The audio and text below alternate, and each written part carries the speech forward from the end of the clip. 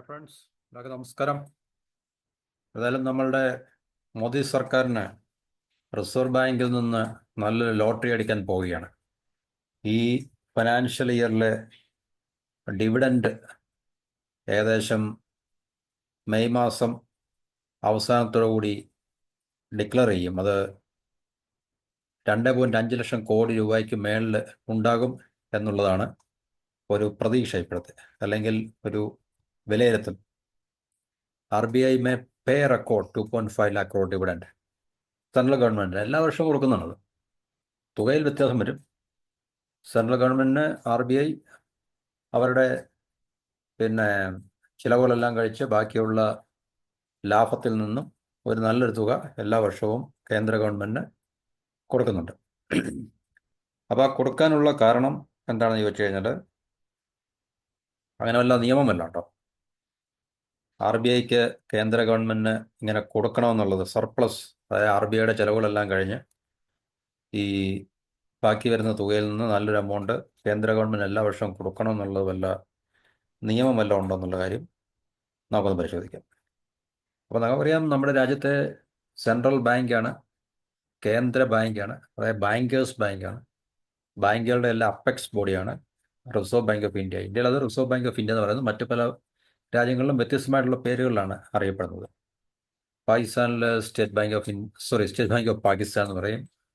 US federal reserve system, bank of ഇംഗ്ലണ്ടിൽ, bank of ജപ്പാനിൽ, പിന്നെ ചൈനയിലെ ചിലപ്പോൾ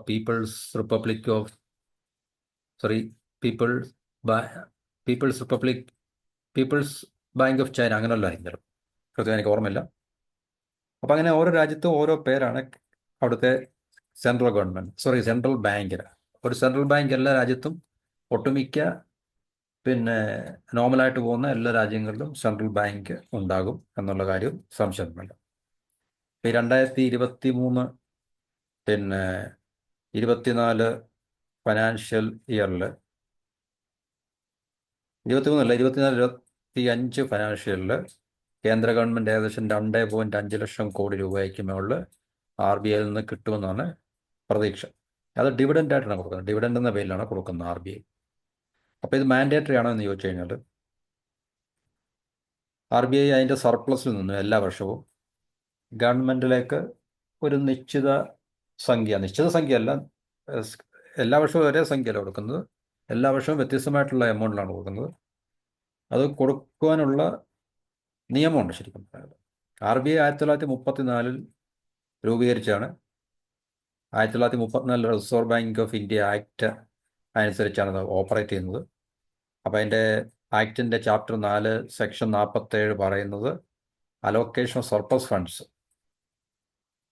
അത് RBI അതിൻ്റെ പ്രവർത്തനങ്ങളിൽ നിന്ന് ഉണ്ടാക്കിയിട്ടുള്ള ലാഭത്തിൻ്റെ ഒരു വിഹിതം എല്ലാ വർഷവും കേന്ദ്ര ഗവൺമെൻറ്റിന് കൊടുക്കണം എന്നാണ് 1934 റിസർവ് ബാങ്ക് ഓഫ് ഇന്ത്യ ആക്ടിൻ്റെ ചാപ്റ്റർ 4 സെക്ഷൻ 47 പറയുന്നത്. അപ്പോൾ അത് നിയമപരമായിട്ട് മാൻഡേറ്ററി ആണ് ശരിക്കും. അപ്പോൾ അതെന്താണ് പറയുന്നത് ചോദിച്ചാൽ, ഇപ്പം മറ്റു പല ചെലവുകൾ, ഇപ്പം ഈ ബാഡ് ആൻഡ് ഡൗട്ട്ഫുൾ ഡെറ്റ്സ്, അത് കിട്ടാക്കടത്തിന് വേണ്ടി നീക്കി വെച്ചത്, ഡിപ്രീസിയേഷൻ, അസറ്റുകളുടെ ഡിപ്രീസിയേഷൻ, അതുപോലെ തന്നെ സ്റ്റാഫിൻ്റെ കോൺട്രിബ്യൂഷൻ, അവരുടെ സൂപ്പർ അന്വേഷൻ ഫണ്ട്സ്, അതുപോലെ തന്നെ മറ്റ് പല ചെലവുകൾക്ക് വേണ്ടി എല്ലാം മാറ്റി വെച്ചതിന് ശേഷം ഉള്ള സർപ്ലസ് വരുന്നത്, ആ ബാലൻസ് പ്രോഫിറ്റ് സെൻട്രൽ ഗവൺമെൻറ്റിലേക്ക് തിരിച്ചു കൊടുക്കണം എന്നാണ് ഈ പറഞ്ഞ 47 സെക്ഷൻ പറയുന്നത്. അപ്പോൾ അതനുസരിച്ചിട്ട് RBI എല്ലാ വർഷവും ഡിവിഡൻഡ് കൊടുക്കാറുണ്ട്. അത് ആയിരക്കണക്കിന് കോടി അല്ലെങ്കിൽ ലക്ഷക്കണക്കിന് കോടി രൂപയായിരിക്കും. അത് ലാഭവിഹിതം അനുസരിച്ച് ആയിരിക്കും അത് കൊടുക്കുന്നത്. അപ്പോൾ ഇനി എങ്ങനെയാണ് RBI അതിൻ്റെ ലാഭം, ഏതൊക്കെ രീതിയിലാണ് RBI ലാഭം ഉണ്ടാക്കുന്നതെന്ന് ചോദിച്ചു കഴിഞ്ഞാൽ,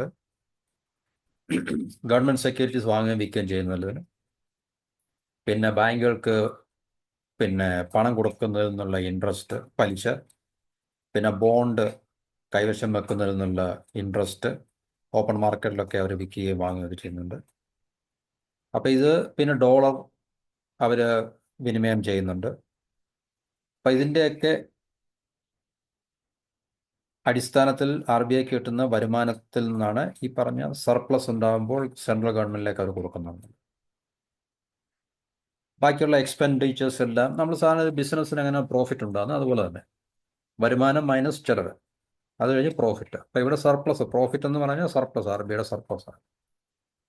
അപ്പോൾ ഈ പൈസയിൽ നിന്നും ഈ വർഷം ഉണ്ടാക്കിയ, അതായത് 24-25 കാലയളവിൽ ഉണ്ടാക്കിയ ലാഭത്തിൽ നിന്ന് ഏകദേശം 2.5 ലക്ഷം കോടി രൂപ മിക്കവാറും കേന്ദ്ര ഗവൺമെന്റിന് തിരിച്ചു കൊടുക്കും. അത് കേന്ദ്ര ഗവൺമെന്റ് വലിയൊരു ആശ്വാസമായിരിക്കും എന്നാണ് പറയുന്നത്. കാരണം ഇത്രയും വലിയ തുക കിട്ടുകയാണെങ്കിൽ കേന്ദ്ര ഗവൺമെന്റിന് അവരുടെ പിന്നെ ഒത്തിരി, ഒന്നാമത് ബജറ്റ് കമ്മിയാണ്. അപ്പോൾ ബജറ്റ് കമ്മിയായിട്ട് നിൽക്കുന്ന ഒരു അവസരത്തിൽ ഇത്രയും പണം കിട്ടുമ്പോൾ തീർച്ചയായിട്ടും അവർക്ക് വലിയൊരു ആശ്വാസകരം. ഈ പറഞ്ഞ കഴിഞ്ഞ വർഷത്തിനേക്കാളിലും കഴിഞ്ഞ വർഷം കൊടുത്തത് 2.1 ലക്ഷം കോടിയാണ്. അപ്പം ഇത്രയും പൈസ ആർ ബി ഐന്ന് കിട്ടുമ്പോൾ ഗവൺമെന്റിന് മറ്റ് പുറത്തുനിന്ന് കടം മേടിക്കുന്ന ഒരു പരിപാടി കുറയ്ക്കാൻ സാധിക്കും. പൂർണ്ണമായിട്ടും ഇല്ലാതാക്കാനല്ല, കുറയ്ക്കാൻ സാധിക്കും. കാരണം ഇത്രയും ഒരു ലോട്ടറി പോലെ ഗവൺമെന്റ് കിട്ടുകയാണ്. അപ്പോൾ 2.5 ലക്ഷം കോടി കടക്കുകയാണെങ്കിൽ കഴിഞ്ഞ വർഷത്തിനേക്കാൾ ഏകദേശം 20% കൂടുതലായിരിക്കും ആർ ബി ഐ ഈ പ്രാവശ്യം കൊടുക്കുന്നതെന്നാണ് നമുക്ക് അറിയാൻ സാധിക്കുന്നത്. അപ്പോൾ ഗവൺമെന്റിന്റെ ബജറ്റിൽ പറഞ്ഞിരിക്കുന്നത് 2.2 ലക്ഷം കോടി രൂപയെങ്കിലും ആർ ബി ഐയിൽ നിന്ന് കിട്ടാനുള്ള സാധ്യതയുണ്ടെന്നാണ് പറയുന്നത്. അപ്പോൾ ഇത് കേന്ദ്ര ഗവൺമെന്റിനെ സംബന്ധിച്ച് വലിയൊരു ഫിനാൻഷ്യൽ സപ്പോർട്ടാണ്. പ്രത്യേകിച്ച് സമ്പദ് മേഖലയ്ക്ക് വേണ്ടിയൊക്കെ കൂടുതൽ പണം ചെലവഴിക്കുവാൻ വേണ്ടി കേന്ദ്ര ഗവൺമെന്റ് പ്ലാൻ ചെയ്തുകൊണ്ടിരിക്കുന്ന ഈ അവസരത്തിൽ ഇങ്ങനൊരു എക്സ്ട്രാ അല്ലെങ്കിൽ അഡീഷണൽ ഒരു വലിയ എമൗണ്ട് കിട്ടുക എന്ന് പറഞ്ഞു കഴിഞ്ഞാൽ വളരെ സഹായകരമാണ് ഗവൺമെന്റിനെ സംബന്ധിച്ച്. അപ്പോൾ ഈ പറഞ്ഞ ഒരു വലിയൊരു ഡിവിഡൻഡിന് ഈ വലിയൊരു തുകയാകാൻ കാരണം പ്രത്യേകിച്ച് 2 കാരണങ്ങളാണ് പറയുന്നത്. ഒന്ന്, ആർ ബി ഐ കഴിഞ്ഞ വർഷം ഒത്തിരി US ഡോളർ മാർക്കറ്റിൽ റുപ്പിയെ സ്റ്റെബിലൈസ് ചെയ്യാൻ വേണ്ടി ഒത്തിരി ഡോളർ വിറ്റ്. അപ്പോൾ ഒത്തിരി ഡോളർ വിറ്റപ്പോൾ തീർച്ചയായിട്ടും ആ ഡോളറിൻ്റെ വിനിമയ നിരക്കിലുള്ള വ്യത്യാസം വൻതോതിൽ ലാഭം ഉണ്ടാക്കാൻ ആർ ബി ഐ കഴിഞ്ഞു. അപ്പം അത് കൂടുതൽ വരുമാനം ഉണ്ടാക്കാനുള്ള സാധ്യത ആർ ബി ഐയെ സംബന്ധിച്ച് വഴിതെളിച്ചു. പിന്നെ സെൻട്രൽ ഗവൺമെന്റിന്റെ സെൻട്രൽ ബാങ്ക് ഈ പറഞ്ഞ ബാങ്കുകൾക്ക് ലോൺ കൊടുക്കുന്നുണ്ട്, ലെൻഡ് ചെയ്യുന്നുണ്ട്. അപ്പം അതിൽ നിന്ന് കിട്ടിയ ഈ ഇൻട്രസ്റ്റ് വരുമാനം അല്ലെങ്കിൽ ഈ പലിശ ഇനത്തിലുള്ള വരുമാനം, അപ്പം ഈ 2 മേഖലകളിൽ കൂടെ കൂടുതൽ വരുമാനം ഉണ്ടാക്കുവാൻ ആർ ബി ഐക്ക് കഴിഞ്ഞു എന്നുള്ളതാണ് ഏറ്റവും ശ്രദ്ധേയമായിട്ടുള്ള കാര്യങ്ങൾ. അപ്പം ചിലർ പറയുന്നുണ്ട് ചിലപ്പോൾ 3.5 ലക്ഷം കോടി രൂപയ്ക്ക് മേളിൽ അല്ലെങ്കിൽ അതിന് തുല്യമായിട്ടുള്ള എമൗണ്ട് ഡിവിഡൻ്റ് ആയിട്ട് കൊടുക്കാനുള്ള സാധ്യതയുണ്ടെന്നാണ് പറയുന്നത്. പക്ഷേ കൃത്യമായിട്ടുള്ള ഒരു പിന്നെ എമൗണ്ട് എത്രയാണെന്ന് ഇതുവരെ പുറത്തു വന്നിട്ടില്ല. അതിന് മെയ് മാസം അവസാനത്തോടുകൂടി ആർ ബി ഐ അത് ഡിക്ലെയർ ചെയ്യുമ്പോൾ മാത്രമേ നമുക്ക് അറിയാൻ സാധിക്കത്തുള്ളൂ. എന്നാലും ഏകദേശം ഈ പറഞ്ഞ 2.5 ലക്ഷം കോടി മുതൽ മുകളിലോട്ട് പോകാനുള്ള സാധ്യതയുണ്ടെന്നാണ് പറയുന്നത്. അപ്പോൾ ഇതാണ് അതിൻ്റെ ഒരു ബാക്ക്ഗ്രൗണ്ട് എന്ന് പറഞ്ഞത്. അപ്പോൾ ഇനി നമുക്ക് ഈ പറഞ്ഞ 3.5 ലക്ഷം രൂപയായിട്ട് വർദ്ധിച്ചാൽ അത്ഭുതപ്പെടാനൊന്നുമില്ലെന്നാണ് വിലയിരുത്തലുകൾ. കഴിഞ്ഞ സാമ്പത്തിക വർഷം 2.11 ലക്ഷം കോടി രൂപയായിരുന്നു കേന്ദ്ര സർക്കാർ ആർ ബി ഐ ലാഭവിഹിതമായിട്ട്. ഡിവിഡൻഡ് എന്ന് പറഞ്ഞാൽ ലാഭവിഹിതമാണ് ശരിക്കും പറഞ്ഞത്. അപ്പോൾ അത് പ്രതീക്ഷിച്ചതിനേക്കാൾ ഇരട്ടി തുകയായിരുന്നു. അപ്പം ആർ ബി ഐയുടെ ചരിത്രത്തിൽ ഏറ്റവും വലിയൊരു ലാഭവിഹിതവും കഴിഞ്ഞ കൊല്ലമായിരുന്നു. അപ്പോൾ ഈ പ്രാവശ്യമാണെങ്കിൽ അത് റെക്കോർഡ് തുകയായിരിക്കും. അപ്പോൾ മറ്റ് ബാങ്കുകൾക്കുള്ള വായ്പ, സർക്കാർ ബോണ്ടുകളിലുള്ള നിക്ഷേപം, വിദേശ നിക്ഷേപം, വിദേശ നാണ്യ വിനിമയം തുടങ്ങിയ മാർഗങ്ങളിലൂടെയാണ് റിസർവ് ബാങ്ക് വരുമാനം കണ്ടെത്തുന്നത്. അപ്പം റിസർവ് ബാങ്ക് വരുമാനം ഉണ്ടാക്കുന്നുണ്ടോ ഇല്ലയോ എന്നുള്ള സംശയം മാറിക്കിട്ടില്ല നമുക്ക്. കാരണം അവരുടെ ജോലി മണി കൺട്രോൾ മാത്രമല്ല, അല്ലെ മണി സപ്ലൈ കൺട്രോൾ ചെയ്യുന്നത് മാത്രമല്ല, ലാഭം ഉണ്ടാക്കുക എന്നുള്ള പണി അവർ ചെയ്യുന്നുണ്ട്. അപ്പോൾ ഈ ലാഭവിഹിതം അവർ ഗവൺമെന്റിലേക്ക് തിരിച്ച് കൊടുക്കുന്നുണ്ട്. അത് റിസർവ് ബാങ്ക് ഓഫ് ഇന്ത്യ ആക്ടിൻ്റെ ആ നിയമത്തിൻ്റെ പരിധിയിൽ അത് കർക്കശമായി അല്ലെങ്കിൽ കമ്പൽസറി ആക്കിയിട്ടുണ്ട്, മാൻഡേറ്ററി ആക്കിയിട്ടുണ്ട്. അടിയന്തര ആവശ്യങ്ങൾക്ക് വേണ്ടി 6.5% തുക കരുതൽ റിസർവായിട്ട് നിലനിർത്തി അതിനുശേഷമുള്ള തുകയാണ് ഈ പറഞ്ഞ ഡിവിഡൻ്റായിട്ട് കേന്ദ്ര ഗവൺമെന്റിന് കൈമാറുന്നത്. ഇപ്പം അതിപ്പം നമുക്കറിയാം കേന്ദ്ര ഗവൺമെന്റിൻ്റെ കീഴിലുള്ള എല്ലാ സ്ഥാപനങ്ങളും, ഉദാഹരണത്തിന് പബ്ലിക് സെക്ടർ യൂണിറ്റ്സ് ഉണ്ട്. പബ്ലിക് സെക്ടർ യൂണിറ്റ്സ് ഒക്കെ ലാഭം ഉണ്ടാക്കുകയാണെങ്കിൽ തീർച്ചയായിട്ടും അത് നമ്മുടെ കേന്ദ്ര ഗവൺമെന്റിനുള്ളതാണ്. ഇനി നഷ്ടങ്ങൾ ഉണ്ടാകുന്നെങ്കിൽ തീർച്ചയായിട്ടും ഈ നഷ്ടത്തിലോടുന്ന പബ്ലിക് സെക്ടർ യൂണിറ്റ്സിനെയൊക്കെ സപ്പോർട്ട് ചെയ്യുക എന്നുള്ളതും കേന്ദ്ര വിഹിതത്തിൽ നിന്നും ടാക്സ് പെയർ മണി എടുത്തതിനാണ്.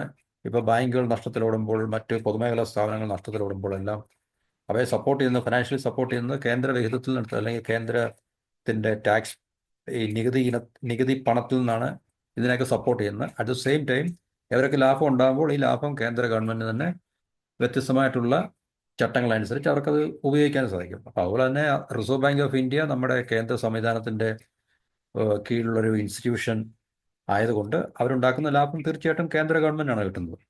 അതിപ്പോൾ ഓരോ വർഷവും കൊടുക്കുന്ന എമൗണ്ടിൽ വ്യത്യാസം വരും, കാരണം ഉണ്ടാക്കുന്ന ലാഭം അല്ലെങ്കിൽ ഉണ്ടാകുന്ന സർപ്ലസിനനുസരിച്ച് ആ എമൗണ്ട് വ്യത്യാസപ്പെടുമെന്ന് മാത്രമേ ഉള്ളൂ. 22-23 87,416 കോടി രൂപയാണ്. 21-22 വരുമാനം കുറഞ്ഞു, കാരണം കോവിഡ് സമയത്തിൻ്റെയൊക്കെ ആയിരിക്കാം ചിലപ്പോൾ. അന്ന് 30,307 കോടി രൂപയായിരുന്നു കൈമാറ്റം ചെയ്തത്. 21-22 ലാഭവിഹിതം 99,112 രൂപയും 2018-19 1.76 ലക്ഷം രൂപ. അത് കോവിഡിനൊക്കെ മുമ്പായിരുന്നു. അപ്പോൾ ഇത് നേരത്തെ കൊടുത്ത എമൗണ്ടുകളൊന്നുമല്ല. കഴിഞ്ഞ വർഷം 2.11 ലക്ഷം കോടി രൂപ. അപ്പോൾ ഈ ലാഭവിഹിതം എങ്ങനെ കൂട്ടുന്നത് നമ്മൾ നേരത്തെ പറഞ്ഞാണ്. ഇന്ത്യൻ രൂപയുടെ വിനിമയ നിരക്ക് പിടിച്ചു നിർത്താനായി, അതായത് റുപ്പിയെ സ്റ്റെബിലൈസ് ചെയ്യാൻ വേണ്ടി വിദേശ നാണ്യ ശേഖരത്തിൽ നിന്നും അമേരിക്കൻ ഡോളർ കൂടുതലായിട്ട് വിറ്റഴിച്ചിരുന്നു. അപ്പോൾ അമേരിക്കൻ ഡോളറിൻ്റെ പിന്നെ വില വളരെ കൂടുതലായതുകൊണ്ടും ആ വിറ്റഴിച്ച ക്വാണ്ടിറ്റി വളരെ കൂടുതലായതുകൊണ്ടും RBIക്ക് കൂടുതൽ ആ ഒരു മേഖലയിൽ കൂടുതൽ വരുമാനം ഉണ്ടാക്കുവാൻ സാധിച്ചു, ലാഭം ഉണ്ടാക്കാൻ സാധിച്ചു എന്നുള്ളതാണ്.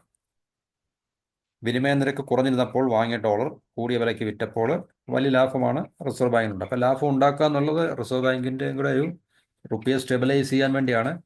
കാരണം കൂടുതൽ ഡോളർ മാർക്കറ്റിലേക്ക് വിറ്റഴിക്കുമ്പോൾ റുപ്പിയെ സ്റ്റെബിലൈസ് ചെയ്യുക എന്നുള്ളൊരു പ്രോസസ്സ്, അല്ലെങ്കിൽ റുപ്പിയുടെ സ്റ്റെബിലൈസേഷൻ എന്നുള്ള പ്രോസസ്സ് നടക്കുന്നുണ്ട്. അപ്പം ഡോളർ പുറത്തുള്ള ആൾക്കാർ വാങ്ങിക്കുമല്ലോ തീർച്ചയായിട്ടും.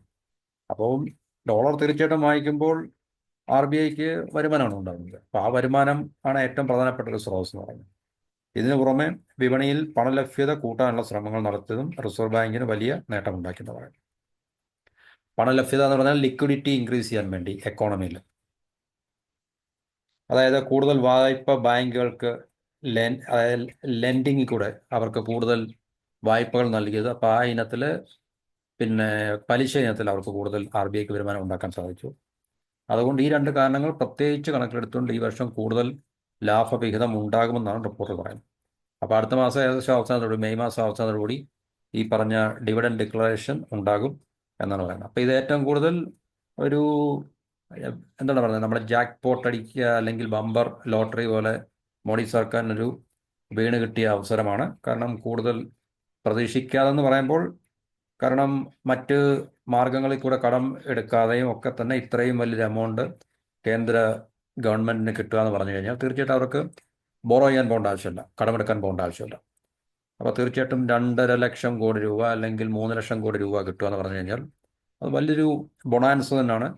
അപ്പോൾ അതുകൊണ്ട് തീർച്ചയായിട്ടും നിലവിലെ ധനക്കമ്മി അല്ലെങ്കിൽ ഫിസിക്കൽ ഡെഫിസിറ്റ് കുറയ്ക്കാൻ അവർക്ക് സഹായിക്കും എന്നുള്ളതാണ് ഇതിൻ്റെ ഒരു പ്രത്യേകത എന്ന് പറഞ്ഞു കഴിഞ്ഞാൽ. സർക്കാരിൻ്റെ ചെലവ് വർദ്ധിക്കുന്നത് ബാങ്കിങ് സംവിധാനത്തിലെ പണവിനിമയവും കൂട്ടും. കാരണം സർക്കാർ കൂടുതൽ മണി സ്പെൻഡ് ചെയ്യുമ്പോൾ അത് ബാങ്കുകളിൽ കൂടെയാണ് തീർച്ചയായിട്ടും ജനങ്ങളുടെ കൈകളിലേക്ക് എത്തുന്നത്. കാരണം സർക്കാരിൻ്റെ പ്രോഗ്രാംസ്, പദ്ധതികളെല്ലാം ബാങ്കുകളിൽ കൂടെയാണ് നടപ്പാക്കുന്നത്, അല്ല സർക്കാർ നേരിട്ടല്ലോ പൈസ ജനങ്ങൾക്ക് കൊടുക്കുന്നതാണ്. അതുകൊണ്ട് തീർച്ചയായിട്ടും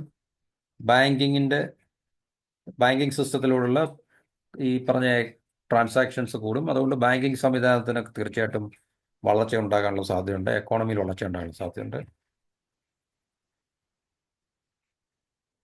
അപ്പം വരുമാനത്തിൽ വളർച്ച ഉണ്ടാകുമെന്നുള്ളൊരു പ്രതീക്ഷ നിലനിൽക്കുന്നുണ്ട് ഈ നടപ്പ് സാമ്പത്തിക വർഷം, ഇപ്പോഴത്തെ നമ്മളുടെ ഈ ഏപ്രിൽ തുടങ്ങിയ സാമ്പത്തിക വർഷത്തിൽ.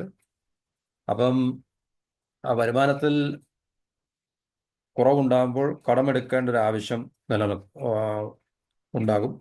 അപ്പോൾ ഇത്ര എമൗണ്ട് കിട്ടുന്നുണ്ട്, കടമെടുക്കുന്നത് കുറയ്ക്കുവാൻ സാധിക്കും എന്നുള്ളൊരു അനുകൂലമായിട്ടുള്ള സാഹചര്യം കൂടെ ഗവൺമെൻറ്റിനെ സംബന്ധിച്ചുണ്ട്. അപ്പോൾ ഇപ്രാവശ്യത്തെ ബജറ്റിൽ 2.2 ലക്ഷം കോടി രൂപയായിരുന്നു കേന്ദ്ര സർക്കാർ പ്രതീക്ഷിക്കുന്ന ലാഭവിഹിതം. അത് നമ്മൾ നേരത്തെ പറഞ്ഞതാണ്. അതൊരു തെറ്റായ അനാലിസിസ് ഒന്നുമില്ല, ശരിക്കും പറഞ്ഞാൽ ഏകദേശം മൊറോർലെസ് അടുത്തൊക്കെ തന്നെയാണ്. ഇപ്പോൾ 2.5 ലക്ഷം ആയാലും അത് കൂടുതലായാലും ശരി, അതിനകത്തിൽ തെറ്റ് വരാനുള്ള സാധ്യതയില്ല. കുറവാകുമ്പോഴേ ഉള്ളൂ തെറ്റ് വരാനുള്ള സാധ്യത. പക്ഷേ മറ്റ് ചില പ്രധാനപ്പെട്ട ഇൻസ്റ്റിറ്റ്യൂഷൻസ്, അതായത് MK ഗ്ലോബൽ എന്ന് പറയുന്ന ഒരു ഇൻസ്റ്റിറ്റ്യൂഷൻ്റെ ഒരു ആഗോള സാമ്പത്തിക സ്ഥാപനമാണ്. അവരുടെ റിപ്പോർട്ട് അനുസരിച്ച് ഏകദേശം 3.5 ലക്ഷം രൂപ വരെ ലാഭവിഹിതം ലഭിച്ചേക്കാം. 2.5 മുതൽ 3.5 ലക്ഷം കോടി രൂപ വരെ ലഭിച്ചാലും അത്ഭുതപ്പെടാനുള്ളത് മറ്റു ചില അനാലിസ്റ്റുകളും പറയുന്നുണ്ട്. അപ്പോൾ എന്തുവായാലും തീർച്ചയായിട്ടും കഴിഞ്ഞ വർഷത്തിനേക്കാൾ കൂടുതൽ ലാഭവിഹിതം കിട്ടാനുള്ള സാധ്യത വളരെ തെളിഞ്ഞു നിൽപ്പുണ്ട്. അത് കേന്ദ്ര ഗവൺമെന്റിനെ സംബന്ധിച്ച് വലിയൊരു എന്താണ് പറയുന്നത്, ഒരു ഷോട്ട് ഇൻ ദ ആം എന്നൊക്കെ പറയും, ഒരു സഹായമാണ് തീർച്ചയായിട്ടും. കാരണം വളർച്ച കുറയാൻ സാധ്യതയുള്ള ഈ വർഷം വരുമാനം കുറയാൻ ഉള്ള പ്രതീക്ഷയുള്ളതുകൊണ്ട് അവർക്ക് കടമെടുക്കുന്നതിൽ നിന്നും ഇങ്ങനൊരു സഹായം ലഭിക്കുമ്പോൾ കടമെടുപ്പ് കുറയ്ക്കാം, അല്ലെങ്കിൽ കടമെടുപ്പ് ഒരു പരിധിവരെയൊക്കെ മാറ്റിവെക്കാം, അല്ലെങ്കിൽ നമുക്ക് അതിനെ ആശ്രയിക്കേണ്ടി വരത്തില്ല എന്നുള്ളത് കേന്ദ്ര ഗവൺമെന്റിനെ സംബന്ധിച്ച് വലിയൊരു ആശ്വാസമാണ്. അപ്പോൾ RBI ഇങ്ങനെ ലാഭം ഉണ്ടാക്കിക്കൊണ്ടിരിക്കട്ടെ. തീർച്ചയായിട്ടും ആ ലാഭം തീർച്ചയായിട്ടും നമ്മുടെ ഗവൺമെന്റിന് ഇങ്ങനെയുള്ള ഫിനാൻഷ്യലി ക്രിട്ടിക്കലായിട്ടുള്ള സമയത്ത് വളരെ ഹെൽപ്ഫുള്ളായി മാറും. അപ്പോൾ തീർച്ചയായിട്ടും ഗവൺമെൻറ് ജനങ്ങളുടെ കുറേയൊക്കെ ക്ഷേമ പ്രവർത്തനങ്ങൾക്കൊക്കെ വേണ്ടി ഉപയോഗിക്കും. അത് ബാങ്കിങ് സംവിധാനങ്ങൾ കൂടിയാണ് പണങ്ങൾ വിനിയോഗിക്കുന്നത്. അപ്പോൾ ബാങ്കുകളുടെ വളർച്ച, ബാങ്കിങ് സെക്ടറിൻ്റെ വളർച്ച, അതുപോലെ തന്നെ എക്കോണമിയിൽ ചില മേഖലകളിലെങ്കിലും തീർച്ചയായിട്ടും ഉണർവുകൾ ഉണ്ടാക്കാനുള്ള സാധ്യത ഉണ്ടാകും എന്നുള്ളതിൽ നമുക്ക് പ്രതീക്ഷയുണ്ട്. അപ്പോൾ എല്ലാ വർഷവും RBI ഇങ്ങനെ പ്രോഫിറ്റ് നല്ല രീതിയിൽ ഉണ്ടാക്കട്ടെ, സർപ്ലസ് ഉണ്ടാക്കട്ടെ. അപ്പം നല്ലൊരു ശതമാനം ഡിവിഡൻഡ് കേന്ദ്ര സർക്കാരിന് കൊടുക്കുവാൻ പര്യാപ്തമായിട്ടുള്ള ഒരു അവസ്ഥ എല്ലാ വർഷവും ഉണ്ടാകട്ടെ എന്ന് ആശംസിച്ചുകൊണ്ട് പ്രതീക്ഷിച്ചുകൊണ്ട് നമുക്ക് ഈ ടോപ്പിക്ക് ഇവിടെ അവസാനിപ്പിക്കാം. എന്തായാലും കേന്ദ്ര ഗവൺമെൻറ് നല്ലൊരു ലോട്ടറി അടിച്ചാണ്. നമ്മുടെ സംസ്ഥാന സർക്കാരിന് ഇങ്ങനെയുള്ള നമ്മുടെ കേരള സർക്കാരിന് ഇങ്ങനെയുള്ള അവസരങ്ങളൊന്നുമില്ല. കാരണം ഇനി കേരള സർക്കാരിന് ഇവിടെ സെൻട്രൽ ഗവൺമെൻറ് എല്ലാം തുടങ്ങേണ്ടി വരും. സെൻട്രൽ ഗവൺമെൻറ് അല്ല, സ്റ്റേറ്റ് RBI എല്ലാം തുടങ്ങേണ്ടി വരും ചിലപ്പോൾ.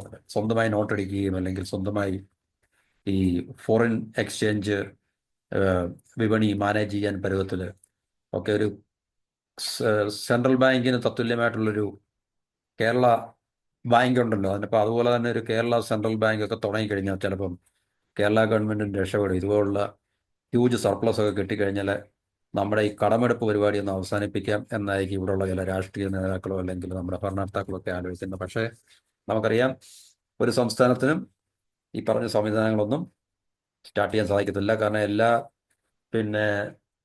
ലോകരാജ്യങ്ങളിലും സെൻട്രൽ ഗവൺമെൻറ് ഒന്നേ ഉള്ളൂ.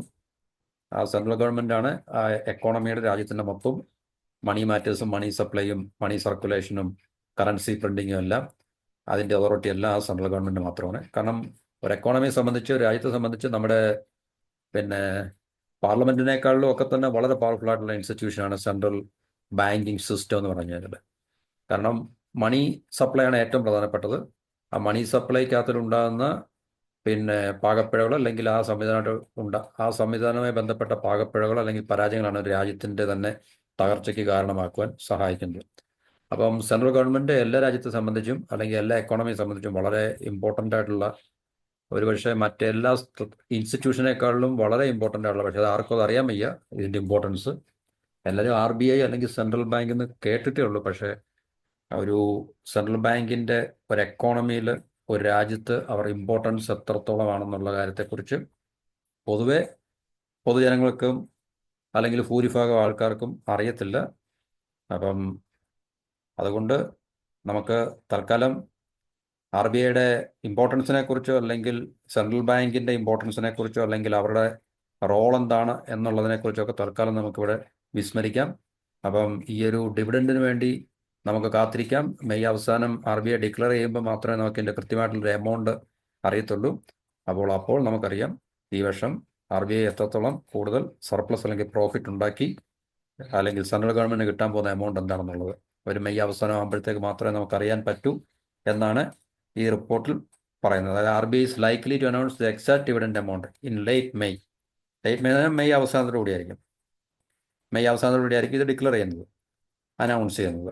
അപ്പോൾ മാത്രമേ നമുക്കറിയത്തില്ല 2.5 ലക്ഷമാണോ അല്ലെങ്കിൽ 2.8 3.5 ലക്ഷം കോടി രൂപയാണെന്നൊക്കെ ഉള്ളത് നമുക്ക് അന്നേരം മാത്രമേ അറിയത്തുള്ളൂ.